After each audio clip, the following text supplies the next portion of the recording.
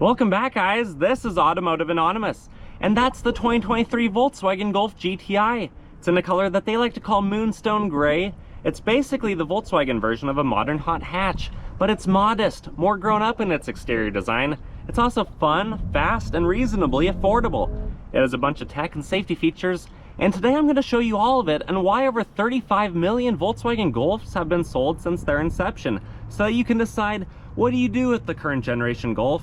Do you buy one? Do you leave it at the lot and look at the competition like the Civic, the Corolla, the WRX? Well, we're going to do a walk around, go through the specs, initial driving impressions, 0 to 60 with the GPS, and then my final thoughts of the recently redesigned 8th gen Golf to help you decide what do you do with it. And big thanks to the Twin Falls Volkswagen for letting me borrow their cool car for the day. I'll link them in the description below if you're interested. Otherwise, let's dive right in with this review. This car is actually pretty popular here in North America, although not nearly as popular as some of the other markets that Volkswagen sells it in, such as the European market, where they sell over 500,000 of these, sometimes in a single model year. So in fact, you did hear me correct earlier when I said that Volkswagen has sold over 35 million bazillion of these since its inception back in '74 with the first generation. We are now in the 8th generation that started in the US market back in 2021. So it's pretty fresh, it's still pretty current, because this model, this 8th gen Mark 8, just recently came out about 2 years ago. For this model year, there are 4 trim levels of the Golf GTI. So the base one starts about 30 grand before destination and extra goodies. This one specifically is an SE, so it's the third of the 4 trim levels, meaning it starts at about $36,000, but after its extra goodies and destination, it's closer to 40 grand, which might sound a lot for a Volkswagen Golf, but keep in mind, it's about $8,000 or $9,000 cheaper than the average new car, and this one comes pretty loaded with a powerful engine, 18-inch black wheels, ventilated seats, and a lot more that you're about to see. You might want to consider the Golf when you're going to spend your 40 grand on some sort of hot hatch, powerful little compact car. The way this one's configured, it weighs about 3,200 pounds and it has a payload capacity of 904. That means you can carry 904 pounds worth of people or stuff in your Golf, which includes yourself, so plan your trips accordingly. Otherwise, it's about 14 feet long with an 8.5 wheelbase, so it's planted and stable on the road. They're just under 6 feet wide, just under 5 feet tall. And they have 4.7 inches of ground clearance with a 312 final drive ratio. And then it can do a full circle in 36 feet, which is pretty impressive for a front-wheel drive Turbo 4 hot hatch or 5-seater car. Final things to mention out here is the gas tank is on the passenger side. It's a 13.2 gallon tank. So when you're getting 24 city, 34 highway with the DSG transmission, you're gonna be road tripping for about 450 miles before you run out of gas and have to do the walk of shame to the gas station carrying your gas jug. It has Goodyear Eagle Sport tires. It's a 225/40/18. The wheels look really good. The red painted calipers look fantastic. And then you can leave the smart key in your pocket because this has proximity key features to lock and unlock.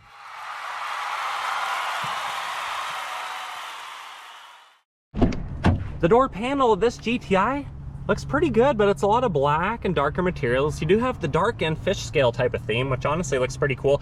All of your buttons, your controls, nice soft armrest and door card. Your fingers go right through that big handle, and then you have a felt lined pocket, which is pretty cool because things, your snacks, your bottles, they won't rattle around down there. Otherwise, unnamed speaker, but we do have Harman Kardon on this one. Nothing on the door sill. GTI, rubberized mats, aluminum pedals, hood release, ventilation, lighting stock, and then your power adjusted memory seats are ventilated, heated. They have GTI stamped in. They have Hobby Lobby red stitching, and then you have the moonroof up top, which is pretty big for this class of vehicle. Sitting inside here, it's a pretty nice place to be, pretty comfortable, very ergonomically pleasing, well designed. The layout I do like. We're gonna fire it right up with the push button start. It roars to life. The leather heated wheels, honestly pretty cool. More Hobby Lobby stitching and flat bottom, which is pretty nice. Some more red accents. And then you have your adaptive cruise settings on the left, paddle shifters on the back, voice and volume controls on the right, and then these controls to go through the center 10-inch display. As mentioned, Harman Kardon speakers are advertised on the A-pillar. The horn sounds pretty decent. A little bit high-pitched, but not too bad. And then another 10-inch screen, which is very responsive and shows a lot of cool stuff. I think it does a good job. Otherwise, you have some more options down here. You can go through your different modes when you go into sport. The gauges turn red. And then you have climate control, easy to access, some of your parking menu, and your safety features. Down here you have wireless charging and USB-C style plugins. You can go through your different gears. When you go in reverse, you have the backup camera. And then next to the gear select, you have a pencil holder. You have some cup holders, a 12 volt, and a small center console. Up top, you have your garage door openers, your compass, your mirror, and then your nice sunshade. And your moonroof. But let's turn it off. Let's hop in the back and see how we fit behind ourselves in the Golf. The back door panel follows the same theme and design language. What's kind of interesting is Volkswagen gives you a speaker right in the center, right above your handle. Otherwise, felt lining, bottle holder. It's actually pretty big for the size of the door. And then unnamed speaker again right there. Nothing really on the door sill. This is the 40 split. And depending on the market, some call this a compact car, some call it a mid-size, but you can see it's fairly small and pretty snug back here. So for being 5'11", I fall right in. My knees have 1 inch of room. I have a map pocket, so I can be a backseat driver, tell them where to take me. Between the moonroof, the natural light that comes through, the red accents on the seat, it is cramped back here, but it's honestly pretty cool. You feel like you're in something special. And then center armrest with some cup holders the way they should be, right in the center of the armrest. Otherwise, we're gonna put that thing back up, hop out, and I'll show you the hatch.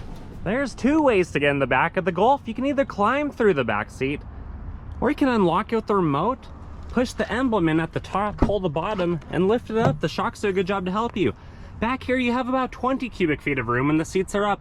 But when you drop them, you get closer to 34, which is really not huge. That's about as much as my Outback Wilderness has behind the second row. And then under here, you have your tools, you have your spare tire. Otherwise, it's a pretty nice little storage area. 20 cubic feet, it can get the job done. You could go to Costco, you could do a grocery run, no problem.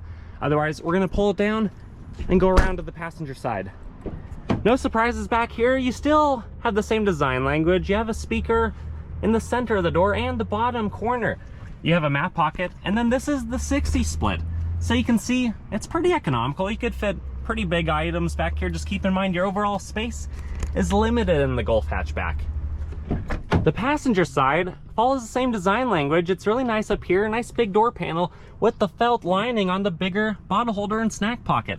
Otherwise, nothing on the door sill. You have GTI listed on the rubberized mats, and then the same ventilated heated seat that the driver gets, minus a few of the power controls. All you get is recline forward and back on this one, but our backpack's having a good time, feeling pretty comfortable back here. And then you have a mesh pocket to hold some stuff, non-locking glove box that's adequately sized, but there's no plugins under here. Otherwise, more fish scales above the glove box and ventilation throughout. But I know you guys are anxious to see under the hood, so I'm gonna come around to the front and show you what the 2-liter turbo looks like. Under the hood, you have the 2-liter turbo that makes 241 horsepower at 5,000 RPM and a whopping 271 pound-feet of the twisty torque as low as 1,750 RPM. So it feels really punchy on the road, and honestly, feels like it pulls beyond its class. You have reservoirs and oil fill all up top, easy to identify, easy to get to. Your batteries on the driver's side, your filter, your piping, your plumbing, to the turbo on the exhaust bank right there. And then it wraps around, comes back from underneath, and goes through the intake side. So honestly, it's a pretty well set up. There's enough room that you could work on here for a lot of items because you can identify a lot. It's not too sunken into the engine bay. It's not too hard to find, and there's no plastic cover on top, which I personally like. But let's drop the hood and take it for a drive. It's time for one of my favorite parts. We're gonna time travel and teleport to one of my favorite roads, and I'll show you how it handles the road, and then we'll do our 0 to 60 before we meet back here for our final thoughts. Initial driving impressions of the Golf GTI. It's quick. It actually sounds really good for being a 4-cylinder, but we're in sport mode, as you can see, so the revs are holding. You can auto upshift with the paddle shifters, or you can switch it back to eco mode. The gauges turn blue. You can enjoy the sprinklers spraying us. We gotta make sure that the windshield wipers work, and they do. And honestly, after driving this around for a little while, I'm having a lot of fun. This is a really cool vehicle. I understand why over 500,000 of these are sold some years. These are really cool. Flat bottom steering wheel, nice accents. The turbo, even in eco mode, it pulls pretty good. You have really good visibility looking out your windows. gonna fit adults in the back seat. But you only have a little bit under 5 inches of ground clearance, so you're gonna wanna be careful off-roading, especially with the big wheels that this has and the thinner performance tires. On the road though, it handles really well. It feels like it changes directions just fine. It feels pretty planted. They're about 14 feet long, almost 6 feet wide, and with the wheels 8.5 feet apart from the center caps, it feels really planted on the road. I'm having a good time. The backpack's having a good time. With the bolstering on the seats that even say GTI, you actually feel like you're in something pretty special. They do kind of snug you, but they're not too tight on my build at 5'11", and I'm very uncomfortable. I actually feel pretty good in here. The Harman Kardon sounds great. I think that's a good system to have. Overall, the vehicle's insulated fairly well. There is some wind and road noise, maybe a little bit more than I'd like, but for this price point, for this size of vehicle, what can you expect? They don't want to weigh it down with all the extra insulation. That way you can take corners a little bit faster. You can enjoy the characteristics that the Golf GTI has. Anyways, I'm sure you guys are ready to see how fast it is, and let me tell you, it's pretty quick. So we're gonna get to the private road and do our 0 to 60.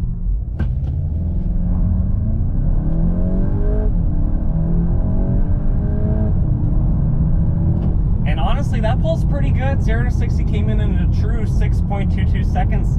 Given the fact that this is down 10% power with our 6,000 feet density altitude, that's honestly not too bad. Here's the rest of that graph and then our final thoughts. My final thoughts of the 2023 Volkswagen Golf GTI is it's pretty cool. It looks good. It's fast. To do a true 0 to 60 at 6.2 in our elements is honestly pretty impressive, and that would put a lot of more powerful vehicles to shame if we're being honest.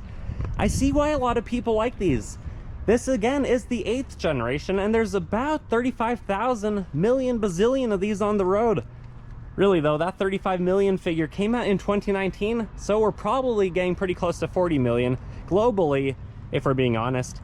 And that's pretty substantial. This is basically the 3rd highest selling vehicle ever. Volkswagen, well, they must have knocked it out of the park when they designed the original one, because even now, in the 8th generation, these are extremely desirable.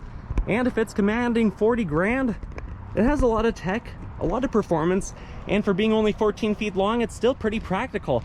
So let me know your thoughts, your comments, your opinions below. Have you owned one? Are you considering it? What are you going to compare it to? I want to know all that stuff. If you like my style, if you like my video, please consider liking my video. That helps the channel to grow. If you want this one or you want to check out the inventory at Twin Falls Volkswagen, I'll link this below. Otherwise, have an awesome rest of your day. See you on the next one.